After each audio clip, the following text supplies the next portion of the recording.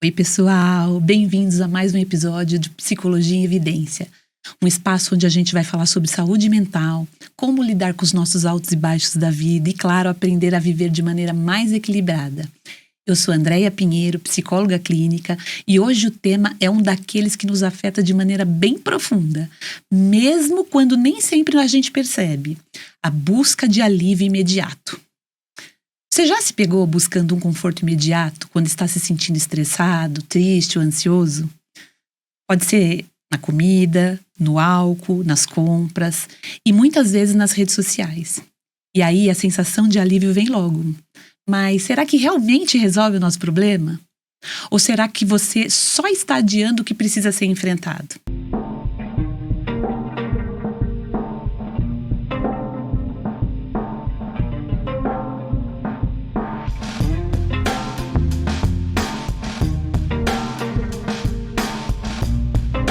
Então vamos começar, porque esse bate-papo, né, pode render bastante frutos aqui hoje. Então, a primeira coisa que eu gostaria de trazer, né, com relação a essa questão da busca de gratificação imediata, ou busca de alívio imediato. Por que a gente faz isso? Né? Por que isso parece uma questão automática na maioria das vezes na nossa vida? Né? A gente sente um desconforto, corre fazer uma coisa, sente um mal-estar, corre fazer outra, sem muitas vezes a gente pensar se de fato aquilo que a gente está indo fazer, né, a estratégia que a gente está usando ali para se aliviar muitas vezes de uma sensação desconfortável, de uma emoção, é aquilo que de fato vai produzir resultado na nossa vida. Mas existem alguns mecanismos, né, evolutivos que acontecem, né, do porquê que isso acontece. Então, primeira coisa que a gente precisa entender, né, é que nós chegamos até aqui, né, com as nossas emoções, com alguns hábitos, né, já meio que sedimentados, porque faz parte do nosso processo de evolução. Né? A emoção tem muito essa característica. Ela é muito complexa, a nossa emoção, né? Ela tem aspectos fisiológicos, psicológicos, né, cognitivos. Então, tem muita coisa relacionada às nossas emoções. Mas, de maneira geral, a nossa emoção está ligada ao nosso processo evolutivo como uma forma de nos proteger, de nos vincular, de comunicar algo a alguém. Então, se a gente tem medo, sente medo de alguma coisa, muito provavelmente essa emoção está comunicando pra gente o quê? Que existe alguma situação de perigo iminente ali. Está acontecendo alguma coisa naquele momento, né? Tem um estímulo nesse ambiente que está gerando em mim, né, uma série de sensações, tanto físicas, meu coração pode acelerar, né, eu posso ficar com a respiração mais ofegante, eu posso tremer, né, posso ter sudorese, eu posso pensar, eu estou em perigo. Veja, a emoção, ela não vem sozinha, ela vem acompanhada de uma série de outras sensações, tá? De outras percepções. Então, uma das funções da emoção, como eu disse agora, é a proteção. Vou falar um pouquinho de cada uma das emoções básicas que a gente considera emoções universais, né? E universais por quê? Porque geralmente em todas as culturas, né, essas emoções estão presentes, né? As pessoas conseguem identificar essas emoções muitas vezes através de expressões faciais. Então, o medo, a raiva, a tristeza, a alegria e o nojo são as 5 emoções primárias que a gente diz, universais. Existem também emoções secundárias, que são um encadeamento dessas emoções primárias, né, que podem gerar outras emoções. Então, por exemplo, um misto de tristeza e raiva pode gerar uma emoção secundária, né? Um misto de qualquer outra dessas emoções pode gerar uma emoção secundária, como vergonha, como culpa, tá? Como amor. Então, as nossas emoções, elas vão comunicar alguma coisa pra gente. Então, como eu já disse para vocês, o medo tem esse intuito de nos comunicar que tem algo perigoso acontecendo, né? Que nós estamos sendo colocados em risco. Então, tem essa função, cumpre esse papel aí na nossa evolução. A raiva. Qual que é a função da raiva, né? Nesse processo evolutivo, nesse contexto. A raiva, ela está muito relacionada à percepção que a gente tem de quando os nossos limites estão sendo ultrapassados. Então, sentir raiva também diz muito sobre essa autopercepção. Opa, tem alguma coisa que está querendo ultrapassar algo que é importante para mim. Ou, em outras situações, por exemplo, a gente está sendo impedido de fazer alguma coisa que é muito importante também pra gente. Então, às vezes a emoção de raiva vem nesse contexto. Ou que a gente acha que está sofrendo uma injustiça. Então, muitas vezes quando a gente se sente injustiçado, é um momento que a gente tem essa percepção de raiva, né? E por que ela é importante? Para que a gente possa, né, se comprometer com aquilo, avaliar se aquela situação condiz de fato com esses fatores e a gente poder agir de forma mais assertiva. E para isso a gente precisa aprender a identificar as nossas emoções. Eu vou falar um pouquinho sobre isso daqui a pouco.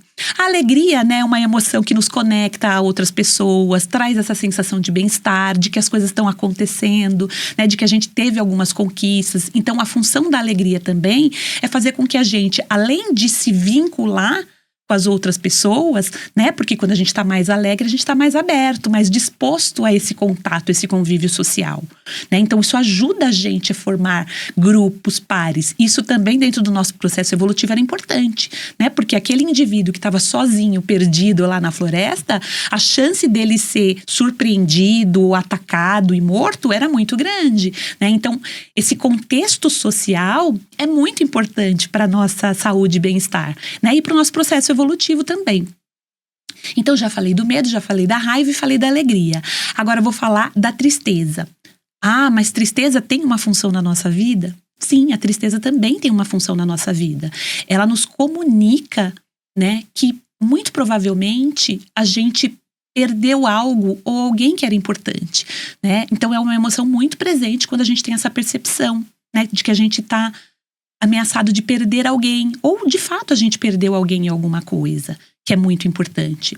A tristeza também nos ajuda a refletir sobre atitudes ou ações que a gente teve ou que outras pessoas tiveram, né, para que a gente possa repensar sobre isso e mudar o rumo das coisas no futuro, né? Então, muitas vezes estar triste é um sinal de que a gente precisa repensar algumas coisas que estão acontecendo. E o nojo, né, que é a última emoção primária, básica e universal, ele também, né, dentro da sua função de proteção, tem essa questão relacionada a essa questão de proteção mais orgânica mesmo, né? Porque, pois veja, se a gente sentisse sede e a gente não tivesse nenhuma seletividade, né, de como a gente iria matar aquela sede, se é com água, se é com algum outro líquido, de que lugar ele está. Por exemplo, a gente não pode ter sede e tomar água de uma poça d'água, a menos que a gente esteja perdido em algum lugar, né? Aí a nossa chance de tentar sobreviver é muito maior àquela circunstância. Mas da gente comer algo que está estragado, né? Tem um cheiro, porque isso indica pra gente que algo ali não está bem. E isso pode ser ameaçador para o organismo. Então, sentir nojo, muitas vezes, né, ela cumpre essa função de tentar nos alertar se isso está sendo prudente. É prudente que eu me aproxime dessas coisas, né? E também tem uma questão do nojo relacionado a questões morais, sociais, né? Muitas vezes a gente diz, nossa, tem um nojo daquela pessoa, né? Muito provavelmente está dizendo as coisas que essa pessoa faz, né, os valores dessa pessoa, as atitudes, as ações, são muito distantes daquilo que eu acredito que seja bom, seja verdadeiro, né, daquilo que eu gostaria de ter para mim, de me aproximar. Então, muitas vezes a gente também sente essa emoção de nojo, né, dentro desses contextos sociais. Agora, por que é importante a gente entender um pouco sobre essa função, né, das emoções?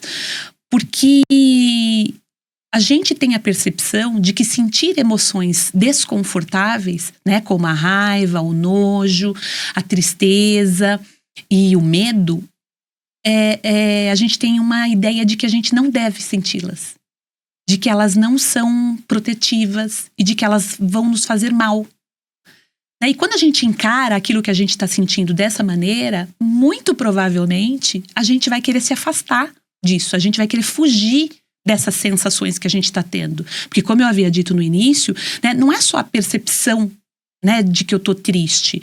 Tem sintomas físicos, fisiológicos, tem pensamentos acompanhados daquela emoção. Então, muito provavelmente, aquilo toma a gente como um todo, né? Agora, por que é importante a gente olhar para isso? Porque muitas vezes, de acordo com aquilo que a gente sente, dependendo da emoção que a gente sente, o impulso de ação que a gente vai ter, a forma como a gente vai agir, ela pode ser uma maneira que ela não cabe ao propósito daquilo que a gente precisa de fato, né? Não cumpre esse propósito. Então a gente acaba agindo de maneira, não é que é mal adaptativa, mas que não cumpre, né, essa função. Então, vou dar um exemplo pra gente entender. Vamos dizer que aconteceu uma situação lá e você tinha um prazo para cumprir alguma coisa na sua agenda e você dependia de alguém te entregar aquele trabalho, aquele processo, e você pode ser prejudicado por não entregar o seu trabalho no prazo, né? Sua meta, aquilo que você se comprometeu a fazer. E muito provavelmente você vê que tem uma pessoa ali, né, que você dependia dela para fazer o seu trabalho e você não consegue contar. Ela não participa, ela não colabora, ela não ajuda, né? Então você começa a pensar, eu vou me prejudicar, né? E a responsabilidade não é 100% minha. Isso vai acontecer, né, por causa de outra pessoa, e isso não é justo, né? E muito provavelmente você começa a ficar com raiva, né? E o que você faz quando você tem essa raiva? Ir lá, né, abrir a porta da sala onde está essa pessoa, ou ali num grupo de pessoas, começar a gritar, a xingar, a esbravejar, vai resolver o seu problema, que é receber a tarefa para você entregar aquilo que você precisa e não ser prejudicado, não ser punido? Muito provavelmente não. Mas é uma forma de você se aliviar daquela tensão. Então, muito geralmente, né, a gente tem comportamentos de alívio e não de resolução de problemas. Então, a gente tem usado as nossas emoções como sinalizadores, mas de uma forma errada. A gente acaba ficando tomado pela emoção, fusionado àquela emoção. E não percebe que ela tem uma função de nos dizer algo, ok, né? Tem essa possibilidade de eu ser prejudicado porque aquela pessoa, né, não cumpriu a parte dela, a gente precisa entregar esse projeto. Então, o que eu posso fazer? Eu tô tomado de raiva, faz sentido eu estar com raiva, porque eu tô achando que pode acontecer alguma coisa de forma injusta, mas o que eu posso fazer de forma mais resolutiva, né, para lidar com essa situação, para resolver de fato o problema? Eu posso ir lá, chamar a pessoa, conversar, explicar a situação, né, perguntar muitas vezes se ela precisa de ajuda ou se ela está com dificuldade de fazer aquela entrega, né, ou o que aconteceu com o prazo, né?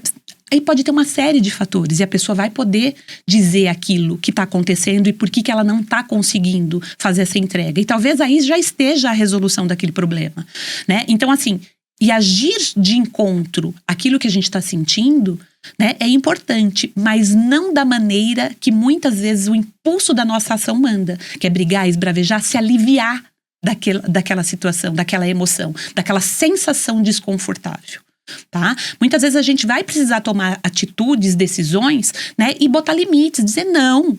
Né? Quando você sentir que os seus limites estão ultrapassados, começar a vir muita raiva, a gente vai precisar se posicionar. Né? Ter postura, ter tonalidade na voz, né? Expressão facial e dizer não. Não. Né? A gente precisa colocar esses limites. Entender sobre esses limites, ter eles muito claros para nós e colocar esses limites no outro. Então, isso também é uma forma da gente agir sem ter que precisar o tempo todo se aliviar. Uma outra coisa que a gente faz demais no nosso dia a dia, né? É estar nervoso, é estar chateado ou estar triste e ir comer. Né? Então, a emoção de ansiedade está muito ligada a esse contexto, né? A gente está preocupado, a gente não tem nenhuma previsibilidade sobre o que vai acontecer, né? As coisas parecem que vão ter um desfecho muito ruim e a sensação de mal-estar começa a tomar conta, né? Então, começa a vir pensamentos, e se isso não acontecer, e se não der certo, né? Ou vai acontecer tal coisa, e acabou com tudo, não tem mais jeito, não tem solução. E quando você não vê solução para as coisas, o que acontece? Você fica de mãos atadas. Mas aquela sensação desconfortável não passa. Né? Porque é algo que é importante e você tá se sentindo de mãos atadas. E o que a gente faz? Muitas vezes a gente come. Outras vezes, ou, né, outras pessoas compram. A gente tem se afogado nas redes sociais, né? A todo tempo tentando se livrar de um desconforto, né? Então a gente está o tempo todo buscando formas de alívio e não de resolução de problemas, né? E uma das consequências disso é que a gente acaba ficando refém dessas estratégias, né? Vamos chamar assim de estratégias comportamentais, que são estratégias que a gente usa para lidar com desconforto. Ah, Andréia, mas não é importante a gente ter estratégias para lidar com desconforto? Sim, é importante a gente ter estratégias para lidar, mas em momentos que a gente não tem como agir, né, diante daquela situação. Mas estratégias que ajudem a gente suportar aquele momento ali de desconforto e que não piorem o nosso problema.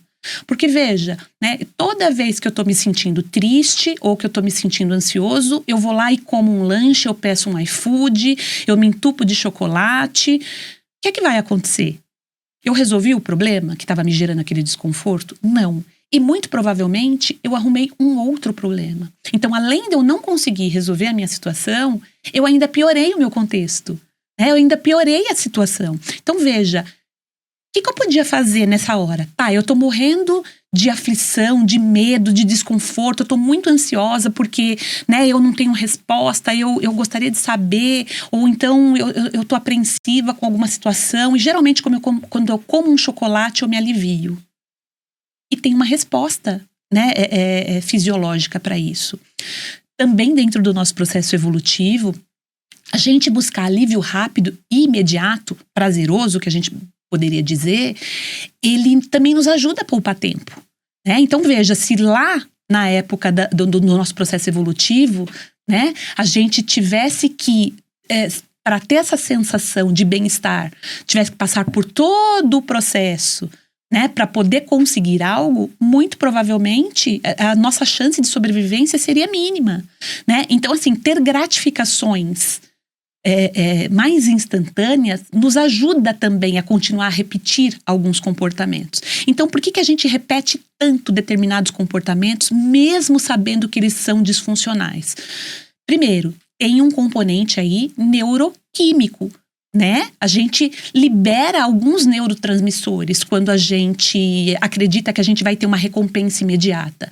Então, assim, eu tô triste, eu vou comer um chocolate, eu já sei que quando eu como aquele chocolate, ele é gostoso, ele vai me dar uma sensação de prazer, ele vai me dar, né, nem que seja por um momento, uma sensação de bem-estar, né? Então o nosso cérebro entende, opa, isso aqui é bom para gerar bem-estar pro meu cérebro, porque não é bom um cérebro agitado, não é legal um cérebro que tá o tempo todo, né, em conflito. Então ele precisa de uma homeostase ali para ele poder funcionar bem. Ele precisa recrutar outras áreas do cérebro para fazer outras coisas, né? Então um cérebro que não tá seguindo ali a orquestra, né, ele traz prejuízo. Então pro nosso próprio cérebro, né, perceber esses comportamentos onde essa recompensa, essa sensação de prazer é mais imediata, faz com que ele armazene mais rápido essas memórias e faz com que a gente queira repetir, querer mais disso. Então, muito provavelmente, numa outra situação, se você estiver estressado, né, você comeu chocolate e isso resolveu, de uma próxima vez, muito provavelmente é isso que o seu cérebro vai te lembrar. Opa, tem um chocolate na geladeira, tem um sorvete, tem um iFood, tem um hambúrguer, né? Tem uma bebida, tem uma cerveja, alguma coisa que possa me trazer essa sensação de prazer. E, em segundo lugar, isso acontece também porque isso traz um alívio imediato, né? Que são aqueles comportamentos que a gente usa para aliviar o desconforto. E, na verdade, a gente precisa desenvolver habilidades de lidar com o desconforto, de tolerar um pouco o desconforto, né? E como é que a gente faz isso? A gente precisa trazer para a pauta ali da nossa vida essa questão cognitiva, esse lado mais racional. Não tem como a gente tomar decisões o tempo todo baseado no nosso lado emocional, naquilo que a gente chama de mente emocional, né? Como também não é muito prudente a gente também só tomar decisões baseado numa mente hipercrítica, completamente irracional, desprovida ali de intuição, de alguma emoção. Então a gente precisa encontrar um caminho do meio ali, né? Encontrar uma sabedoria na forma como a gente vai agir, né? E como é que a gente faz isso? tem algumas estratégias que a gente pode usar para pensar em como agir nesses momentos, para não piorar o nosso contexto e não ter que o tempo todo, né, se permitir esse alívio imediato.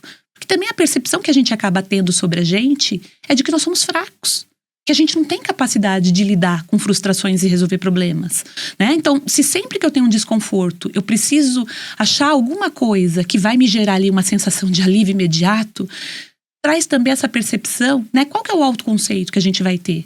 Né? De que eu sou fraco, eu não dou conta de resolver os problemas, né? Os problemas da vida são muito grandes para mim. Eu sou uma pessoa que não tem habilidade suficiente, eu não vou dar conta, eu vou enlouquecer, eu não vou suportar.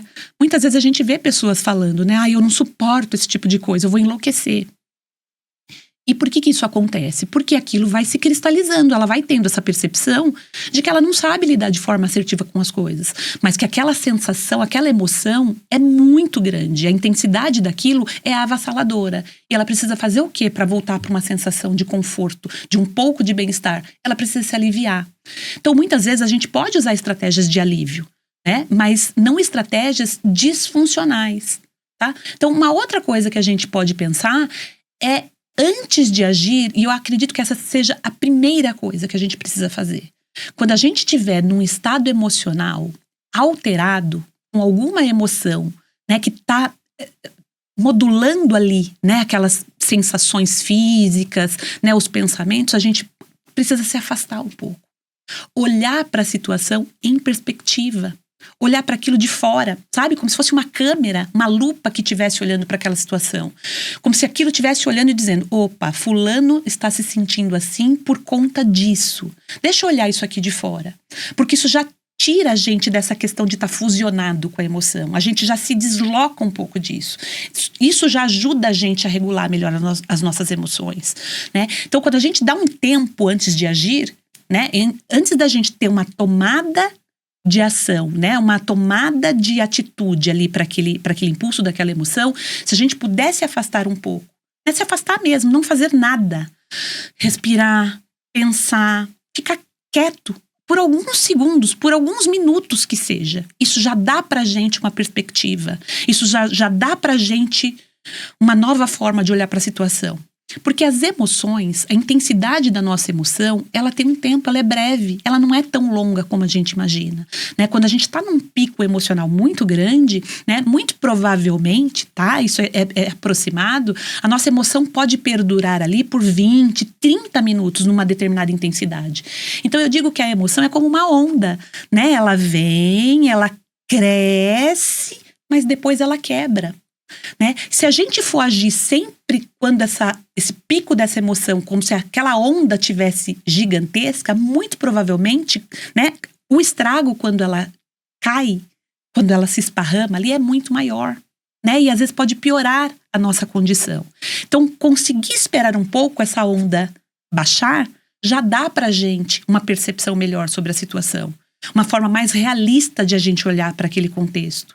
Tá? E de não agir por esse impulso. Então, o que a gente pode fazer? Primeira coisa é se afastar um pouco. Eu digo muito para os meus pacientes, às vezes, quando eles me perguntam, mas o que eu faço nessa hora? E eu digo, não faça nada.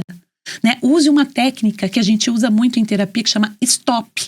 E o que seria stop? Stop, parar mesmo. Né? Eu digo, pare, não faça nada. Congele, sabe? Use essa estratégia, eu congelo. E tem muitas pessoas, né, que quando estão num estado emocional muito intenso, elas já têm essa reação de congelar, né? É um dos processos também evolutivos de luta ou fuga ou congelamento, né? Também faz parte do sistema de proteção. Então, muitas vezes a gente precisa dar essa congelada, essa parada, para a gente poder tomar perspectiva e esperar um pouco a intensidade dessa emoção diminuir.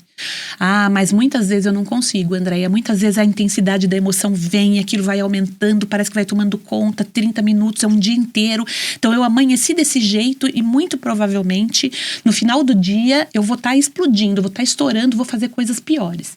Tá, então vou te dizer que o que está fazendo com que essa emoção perpetue dessa forma e com essa intensidade, muito provavelmente são mecanismos cognitivos ou mesmo ambientais. Está acontecendo ali, aquilo não está parando, né? Ou eu estou pensando sobre aquilo de uma forma bem disfuncional, né? Ou cheia de vieses ali, que está fazendo com que essa emoção se mantenha, se perpetue ao longo do dia, ou muitas vezes ao longo de semanas, né? E aí a gente tem uma emoção, a gente tem uma mudança, né? De emoção, daquilo que você sente, né? De forma imediata ali, mediante algum estímulo, e daquilo que é humor, estados de humor. Então, o estado de humor seria essa emoção perpetuada, sabe? De longo prazo. Então, a gente percebe muito isso, por exemplo, a pessoa tá triste durante muitos dias, tá sem energia para nada, tá para baixo, né? Ao longo de 15, 20 dias. Então, ela tá com um estado de humor ali. Então, ela já teve uma alteração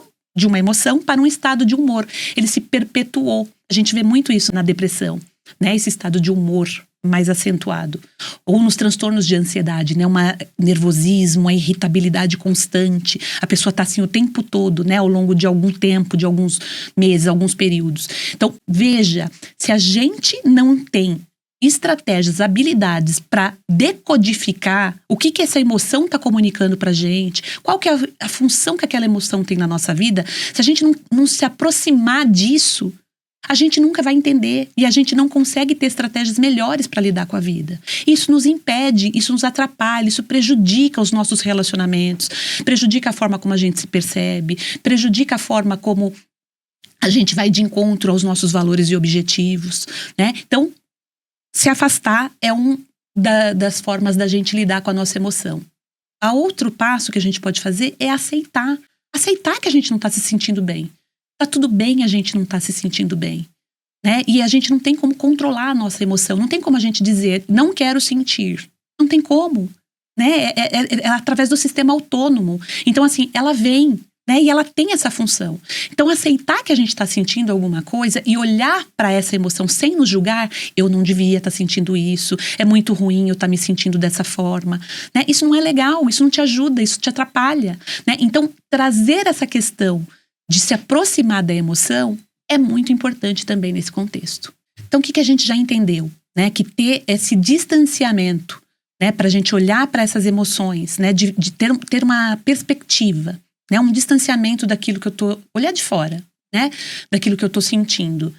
Já ajuda. Outra coisa que ajuda, a gente aceitar, validar aquilo que a gente está sentindo, né? Muitas vezes a gente vê crianças, né? É muito comum, gente, na nossa educação, né, cultural até, de que a gente não se atente às emoções, né, que a gente não aprenda por que a gente sente emoções, qual a função que aquela emoção tem na nossa vida e que tá tudo bem sentir. Então, muitas vezes a gente vê, né, uma criança que cai, se machuca, e chora, e tá ali, né, tá sofrendo, tá doendo, tá chateada, tá magoada, ou alguém bateu, né, e às vezes corre, né, pros pais ou pra algum cuidador e fala, não foi nada, não foi nada, chega, não precisa chorar, né? Engole o choro, né? Então, assim, a gente não vai buscar, né, o motivo daquilo, o que está acontecendo com aquela pessoa, como é que você está se sentindo.